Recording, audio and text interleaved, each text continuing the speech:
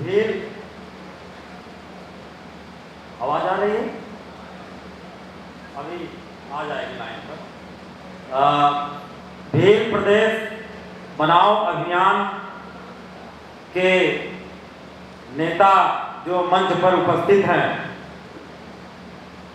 और हमारे पुरखे, हमारे नायक जिनकी तस्वीरें आप देख रहे हो, और बहुत से लोग हैं जिनकी तस्वीरें नहीं हैं लेकिन हमारे इतिहास में उनका नाम स्वर्णिम अक्षरों में है।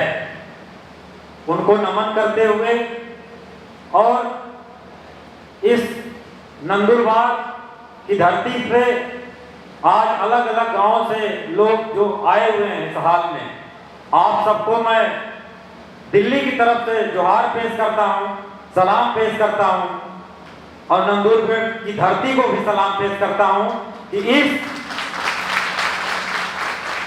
अपने अधिकार, अपने हक और अपनी सत्ता, अपने राज की लड़ाई लड़ने के लिए आप सब इस अभियान का हिस्सा बने। और मैं दिल्ली से आया हूं तो दिल्ली से ये 2 संदेश लेकर आया हूं। मैं बहुत सीधी सीधी और सरल बातें आपके सामने करूंगा। उम्मीद है कि आप लोगों को हिंदी समझ में आ रही होगी। दिल्ली से आने का मतलब क्या है? दिल्ली से आने का मतलब यह है कि दिल्ली में हमारी जो भारत है, भारत के जो मुखिया हेड जो माना जाता है वो राष्ट्रपति होता है। भारत जो गणराज्य है, भारत गणराज्य के मुखिया इस समय कौन है? द्रौपदी मुर्मू, माननीय द्रौपदी मुर्मू, जो क्या है? आदिवासी है। आदिवासी आज देश की सबसे सर्वोच्च गद्दी पर बैठा है कि नहीं बैठा है? बरोबर है। आज भारत गणराज्य का जो मुखिया है वो कौन है? आदिवासी है। गर्व का विषय है। और हमें मानते हैं, गुजरात के आदिवासी मानते हैं, उड़ीसा के आदिवासी मानते हैं, छत्तीसगढ़ के आदिवासी मानते हैं, झारखंड के आदिवासी मानते हैं और मध्य प्रदेश के आदिवासी मानते हैं कि अगर कोई आदिवासी आज कुर्सी पर बैठा है तो हमारे हित के बारे में सोचेगा और उम्मीद भी बनती है। अगर आदिवासी कुर्सी पर बैठा है तो उन्हीं के बल पर उनसे हमारी उम्मीद है कि हमारी बात सुनी जाएगी। और कोई होता तो हम शायद उम्मीद न करते। दिल्ली की गद्दी पर अगर कोई गैर आदिवासी होता तो हमारा कोई उम्मीद नहीं रहता, हम मान लेते कि हमारी कोई सुनवाई नहीं होने वाली। लेकिन आज माननीय द्रौपदी मुर्मू जी जब हैं तो हम सब आदिवासियों में एक उम्मीद तो है कि क्या पता हमारे समाज के बीच की कोई महिला वहां पर बैठी है तो हमारी बात सुन ले, हमारी दर्द को सुन ले, हमारी परेशानी सुन ले। ये उम्मीद है। इसी उम्मीद से मुझे लगता है कि हम सब काम कर रहे हैं और अपने भील प्रदेश बचाओ अभियान को तेज कर देना चाहिए। द्रौपदी मुर्मू जी की तरफ हाथ उठा करके, उनकी तरफ नजरें करके आप आवाज उठाइए कि हमारी मुखिया बैठी है दिल्ली की सत्ता पे, इसलिए हमें समर्थन मिलेगा, सहयोग मिलेगा दिल्ली से, हम भील प्रदेश बनाएंगे। क्यों? क्योंकि दिल्ली की गद्दी पर आदिवासी बैठा है। और एक चीज और, दिल्ली के गद्दी में सिर्फ आदिवासी नहीं बैठा है, उसके बाद दूसरा जो सरकार का मुखिया होता है, जो केंद्र सरकार का मुखिया है, कौन है? माननीय नरेंद्र मोदी। वो कौन है? ओबीसी हैं। तो गणराज्य के सबसे जो मुखिया हैं वो आदिवासी हैं और भारत केंद्र सरकार के जो मुखिया हैं वो कौन है? ओबीसी हैं। तो हम ओबीसी हैं, तो हमारे ओबीसी की भी उम्मीद है कि अगर मोदी जी आज दिल्ली की गद्दी पर बैठे हैं तो हमको हमारी उम्मीदें दुगनी हो गई है। अगर ये हमारी मांग दिल्ली तक पहुंचती है तो हो सकता है कि पूरी हो सकती है। अगर कोई वो होता, कोई दूसरा आदमी बैठा होता तो हमको लाठी मरवाता, पुलिस भेजता, आर्मी भेजता, हमको मारने का षड्यंत्र करता। लेकिन दिल्ली की गद्दी पर नरेंद्र मोदी जी ओबीसी बैठे हैं वो कहते भी हैं कि मैं ओबीसी का बेटा हूं। और माननीय द्रौपदी मुर्मू जी कहें कि एक आदिवासी का सर्वोच्च गद्दी पर बैठना क्या होता है। आज इस गणराज्य के मुखिया होने के नाते मेरी सारे लोगों से उम्मीद है कि उनके कोई परेशानी तकलीफ आए, खास करके उन क्षेत्रों में जहां आदिवासी रहते हैं। छत्तीसगढ़, आपका ये नंदुरबार, गुजरात का इलाका, राजस्थान का इलाका, इसके अलावा नॉर्थ ईस्ट के जो राज्य हैं, झारखंड का राज्य है, उन सब से उन्होंने वादा किया कि अगर इन क्षेत्र में रहने वाले जो आदिवासी हैं, अगर उनको कोई तकलीफ है, पीड़ा है, तो सीधे हमसे संपर्क कर सकते हैं। तो हम सबकी तो उम्मीद तो है भाई कि अगर हमारी कोई पीड़ा है, कोई तकलीफ है, हमको कोई मारा जा रहा है, परेशानी है, तो हम उनसे नहीं उम्मीद करेंगे तो किससे करेंगे। तो ये दिल्ली की तरफ से एक मैसेज है। इस समय दिल्ली की गद्दी पर आपके लोग बैठे हैं जो आपके लिए कह रहे हैं कि हम आदिवासियों के लिए काम करेंगे, हम पिछड़ों के लिए, हम जब गद्दी पर बैठेंगे तो पिछड़ों के लिए काम करेंगे। तो ये उम्मीद है आदिवासियों का। इसलिए भील प्रदेश बनाओ का अभियान जोर शोर से गांव-गांव में तेज कर देना चाहिए और राष्ट्रपति द्रौपदी मुर्मू का नाम लेकर तेज कर देना चाहिए,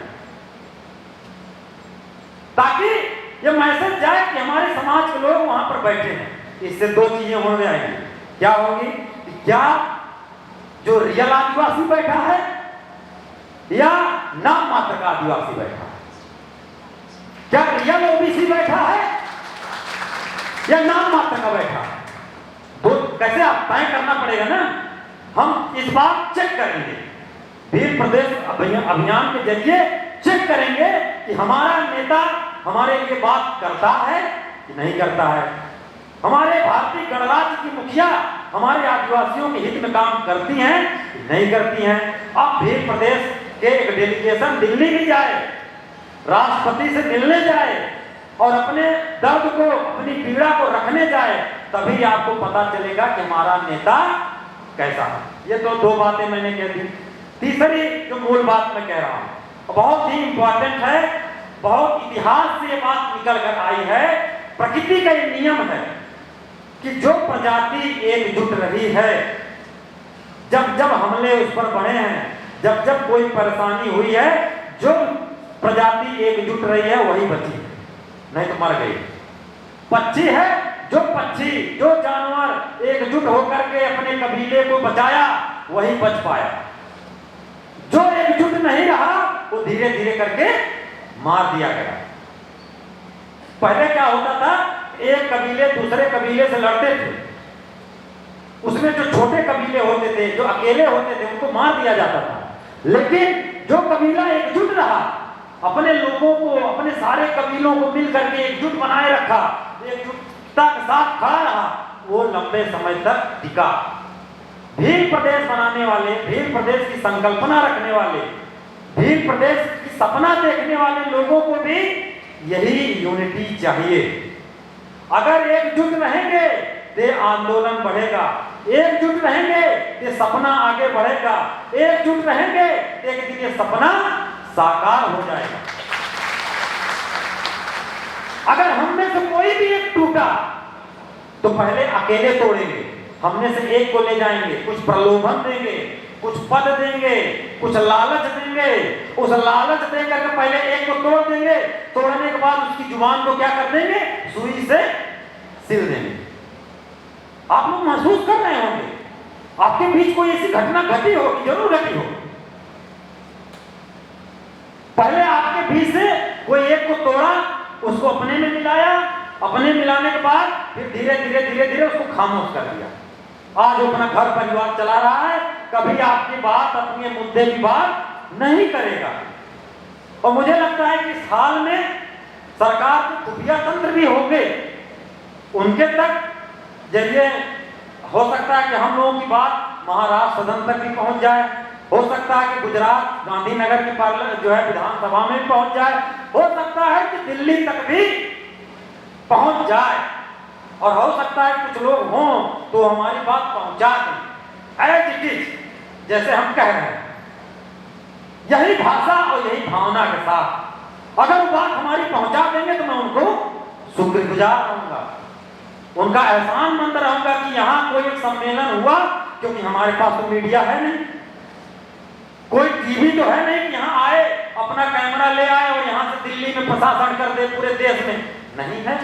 हम कमजोर लोग हैं, निरीह लोग हैं, इतनी ताकत नहीं है कि हमारी बात को कोई मीडिया, कोई चैनल, कोई टीवी बताए कि नंदुरबार में आदिवासी लोग अपना पीड़ा व्यक्त कर रहा है, अपनी मांग उठा रहा है, उसकी भी कोई सुन लो।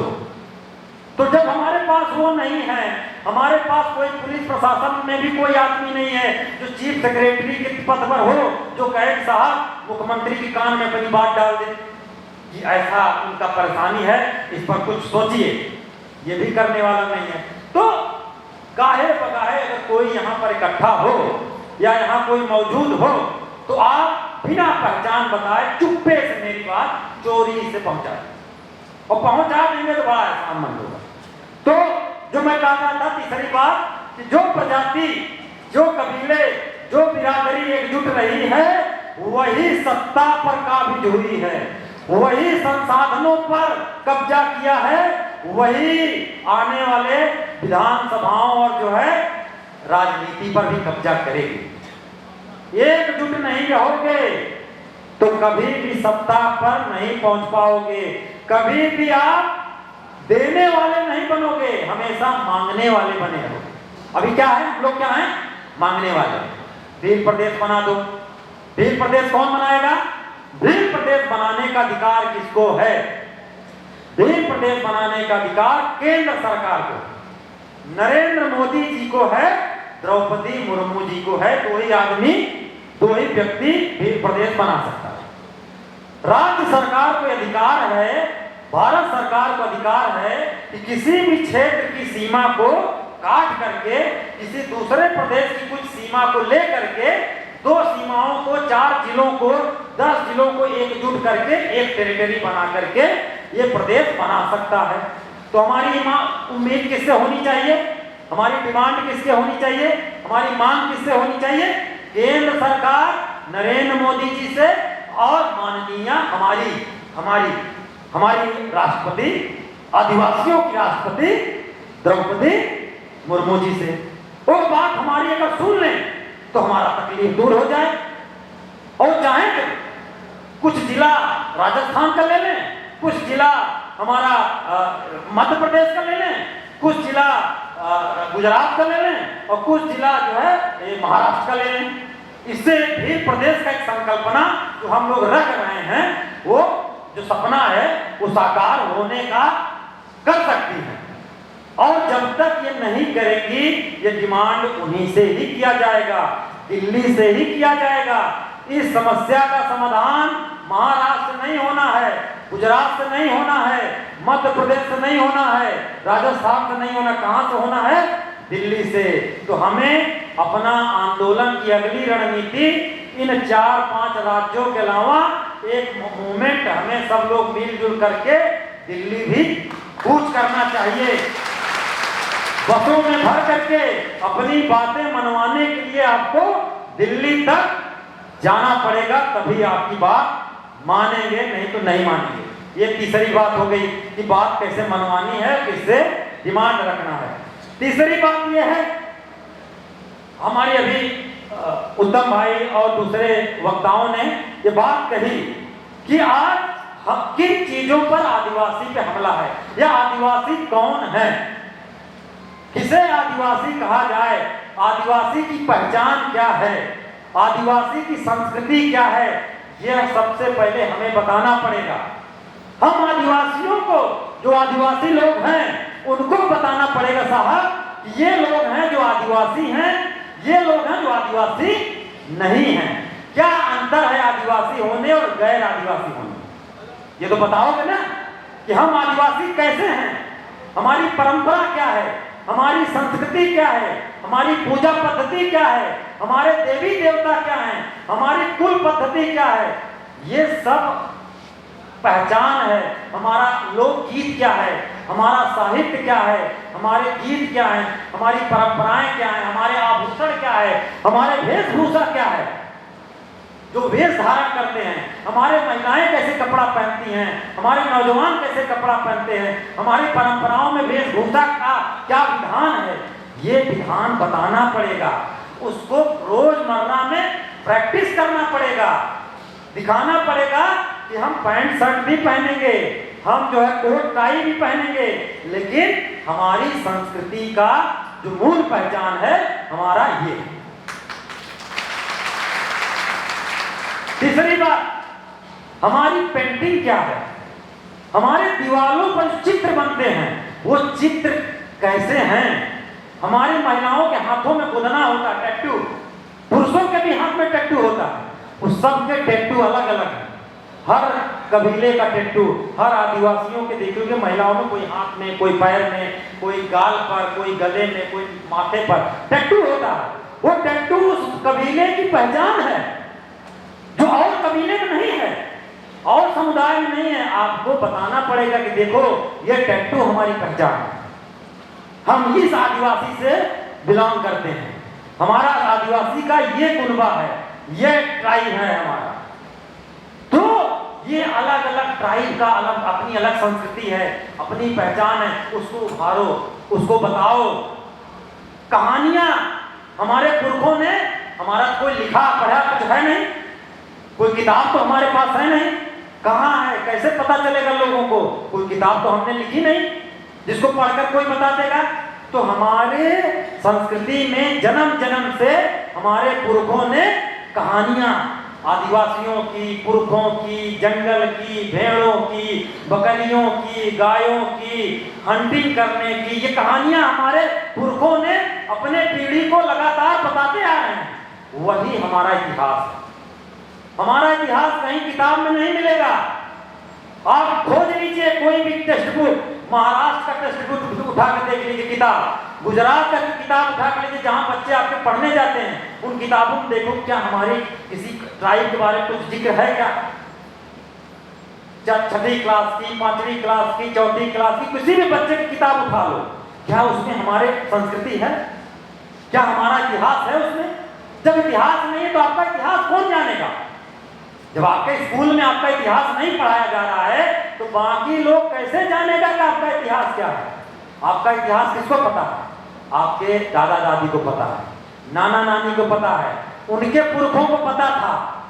हमारा जंगल, हमारा खेत, हमारा पेड़, हमारा पौधा, किस पौधे में कौन सा गुण है, किसको लगाने से चोट ठीक हो सकती है, कौन सी हमारा बकरी कौन सा चारा खाने से उसका पेट ठीक होता है, उसका मन, ये हमारे पुरखों ने बहुत पहले खोज रखा है, जिसको बोलते हैं ऑर्गेनिक मेडिसिन, देसी वैद्य, देसी डॉक्टर। ये पहले आदिवासी हुआ करते थे, लेकिन उनके क्या हो, कला को किसने किया? छीन लिया। उनके छीन करके आज आयुर्वेदिक डॉक्टर बन गए, होम्योपैथिक डॉक्टर बन गए। आदिवासी के पास कुछ नहीं है, जिनका ज्ञान, जिनकी ज्ञान को चोरी करके लोग बने हैं डॉक्टर, आज उनको कोई क्रेडिट नहीं दे रहा। सारी औषधियां, जितनी टैबलेट बनती हैं, जितना टैबलेट आप खाते हो गोली, सब गोली किसी न किसी वनस्पति का एक्सट्रैक्ट करके बनाई जाती है। बिना पौधे का कोई मेडिसिन बन ही नहीं सकता, बिना प्लांट है तभी गोली है। जितनी गोलियां बनती हैं, कैप्सूल बनती हैं, वो किसी न किसी प्लांट का वो है, वो होता है। वो प्लांट की नॉलेज किसको था? उन पेड़ों का नॉलेज किसका था? आदिवासियों को।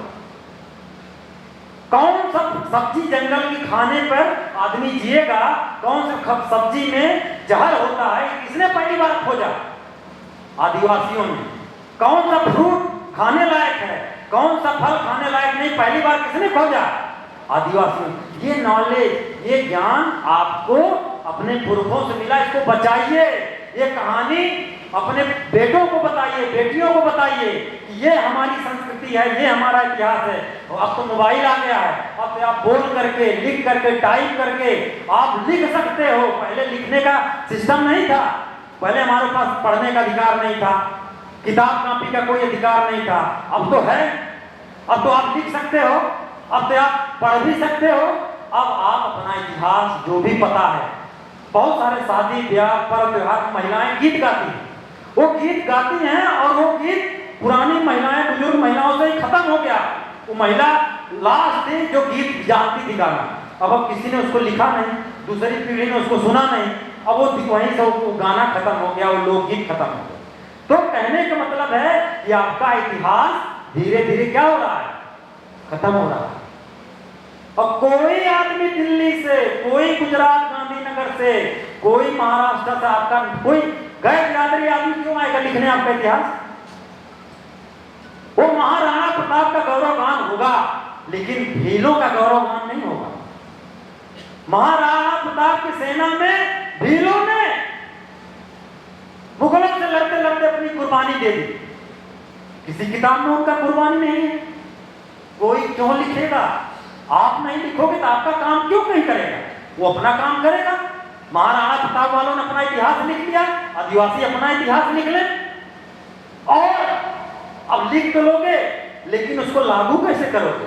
लागू करने के लिए आपको क्या चाहिए? सत्ता चाहिए। सत्ता मांगोगे या सत्ता पे कब्जा करोगे? भील प्रदेश की जो संकल्पना है वो मांगने की नहीं है, देने की है। अभी आपको कानून बनवाने के लिए प्रोटेस्ट करना पड़ेगा, किसी के सामने झुकना पड़ेगा, लेकिन जब अपना प्रदेश होगा, अपना विधायक होगा, अपना सांसद होगा, अपना ब्यूरोक्रेट होगा, अपना सेक्रेटरी होगा, तो हम बताएंगे कि कौन से प्रदेश में हॉस्पिटल खुलेगा, कौन से प्रदेश में स्कूल कितना खोले जाएंगे, और जंगल में कौन से पहाड़ पर किसका अधिकार होगा, जंगल कटेगा कि नहीं कटेगा, पेड़ पौधे कटेंगे कि नहीं कटेंगे, ये कौन तय करेगा? ये तय हम करेंगे। तो हमारा मूल बात कोई ऐसा नहीं है, ये मैं कोई अलग बात नहीं कर रहा हूं, हम सब कोई नई बात भी नहीं कर रहे हैं।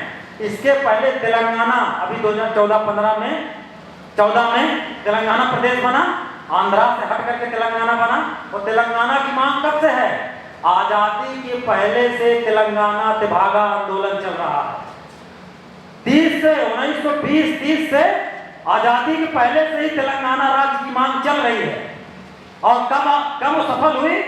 2014 में जाकर। तो मेरे नौजवानों, हो सकता है कि हम लोग बूढ़े हो जाएं लड़ते लड़ते, लेकिन इस आंदोलन को मत मरने देना। इस आंदोलन में कुछ लोग आएंगे, कुछ लोग बिक जाएंगे, कुछ लोग किसी पार्टी में चले जाएंगे। उनको बोलना कि जिस दिन तुम्हें पार्टी में जाना है, भील प्रदेश आंदोलन से अलग हो जाओ, चले जाओ। भील प्रदेश के आंदोलन को मत बेचो, हमारे लोगों की शहादत को मत बेचो। तुम्हें राजनीति करनी है, शौक से करो, सबको हक है। किसी को आंदोलन करने का हक है, अपना इतिहास बचाने का हक है, अपनी परंपरा बचाने का हक है, अपनी संस्कृति बचाने का हक है, तो किसी को राजनीति करने का भी है। हमारे बीच से किसी आदिवासी को भाई विधायक बनना है, वो नगर पंचायत का अध्यक्ष बनना है, तो शौक से बने, वो जाए लड़े। लेकिन अगर हमारी बात वहां जाकर करेगा तो हम उसे समर्थन भी देंगे। अगर कोई हमारे बीच से कोई भी व्यक्ति जा करके किसी भी पार्टी में, नाम नहीं लेना चाहता, किसी भी गुजरात, महाराष्ट्र के जितनी भी पार्टियां हैं, उन पार्टियों में जा करके यह बात कहे कि साहब हमारी मांग है और हम इसकी बात अपनी पार्टी में करेंगे, अगर उसकी पार्टी उसको आजादी देती है तो बात हमारी कहे, तो भील प्रदेश आंदोलन में जो लोग हैं उस पर विचार करेंगे कि हमारी बात अगर कर रहा है, हमें इसको सपोर्ट करने की जरूरत है कि नहीं है। अगर हमारी बात भी नहीं कर रहा है, वो अपनी बीवी, अपना बच्चा, अपना परिवार का भला देख रहा है, तो भील के लोग, आदिवासी लोग क्यों उसको समर्थन करेंगे? अगर वो समाज का समर्थन नहीं कर रहा है, समाज की बात नहीं कर रहा है, समाज की पीड़ा की बात नहीं कर रहा, तो ये आदिवासी उसको क्यों समर्थन करेगा? आज देखिए, जो भी पाटीदार आंदोलन हुआ, पाटीदारों ने अपना एक नेता खड़ा किया, भले वो नेता बाजार में बिक गया उधर जाकर के, लेकिन उसने इतना बड़ा आंदोलन खड़ा किया। पाटीदारों ने मांग रखी कि हमारा आरक्षण होना चाहिए, उन्होंने भी मांग रखा आरक्षण का, पाटीदारों का आरक्षण होना चाहिए। पाटीदार के नेता बिक गए, वैसे इसकी पूरी उम्मीद है कि आप में से कोई नेता बिक जाएगा। मान लीजिए आप, भ्रम में मत रहिए, भरोसे में मत रहिए, लेकिन नौजवान जो ईमानदारी से अपने संस्कृति बचाना चाहता है, अपनी पीढ़ी बचाना चाहता है, उसको, इस परंपरा को, इस आंदोलन को जिंदा रखना है। और मैं गारंटी के साथ कह रहा हूं कि ये नियम है कि जो एकजुट रहेगा वो एक दिन कामयाब हो जाएगा। जो टूट जाएगा वो अपना आंदोलन, अपनी सत्ता नहीं लेगा। और मैं एक बात फिर कह रहा हूं, ये कोई नई मांग नहीं है, ये मांग बिरसा मुंडा की मांग है। बिरसा मुंडा का क्या मांग था? बिरसा मुंडा ने नारा दिया था, अभुआ दिसुम अभुआ राज। अभुआ दिसुम अभुआ राज का मतलब क्या हुआ कि हमारा देश होगा और हमारे देश में हम ही राजा होंगे, हमारा राज चलेगा। हम क्या मांग रहे हैं? अपने पुरखों की परंपरा को आगे बढ़ा रहे हैं। कोई पूछे आप नया मांग करें, हम कुछ नया नहीं कर रहे हैं। हमारे नायक ने, बिरसा मुंडा ने बहुत पहले कहा दिया, हमारा देश हमारा राज, यही नारा था। यही नारे आप लेकर चलिए, हमारा देश होगा, हमारा प्रदेश होगा, हम प्रदेश में हमारा मुख्यमंत्री होगा, हमारा सेक्रेटरी होगा, हम चाहेंगे जिसको आईएएस बनाएंगे, हम चाहेंगे जिसको डॉक्टर नियुक्त करेंगे, हम जहां चाहेंगे स्कूल बनाएंगे, जहां चाहेंगे स्टेडियम बनाएंगे, जहां चाहेंगे जो है सांस्कृतिक कार्यक्रम करेंगे।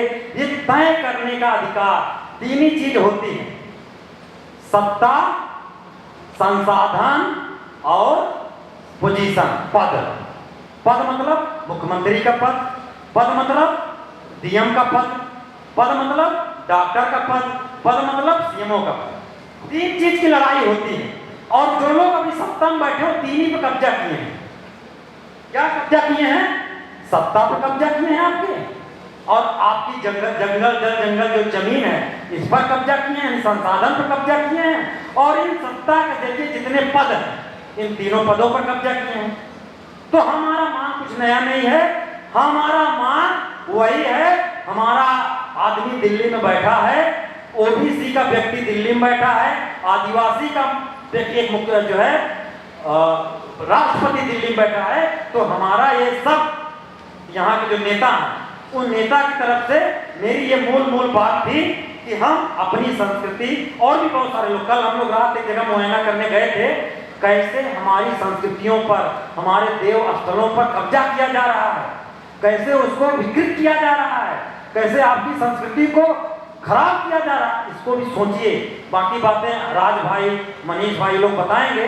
मुझे मूल बात जो आपको बताना था कि एकजुट रहोगे और दिल्ली की तरफ देखोगे कि एक न एक दिन ये आंदोलन कामयाब हो जाएगा। मेरी इस आंदोलन को पूरी शुभकामना। आप सब लोग यहाँ पर आए, हमारी बात सुने, और इसके लिए मैं आप सबका धन्यवाद देता हूँ। जय जोहार, जय आदिवासी।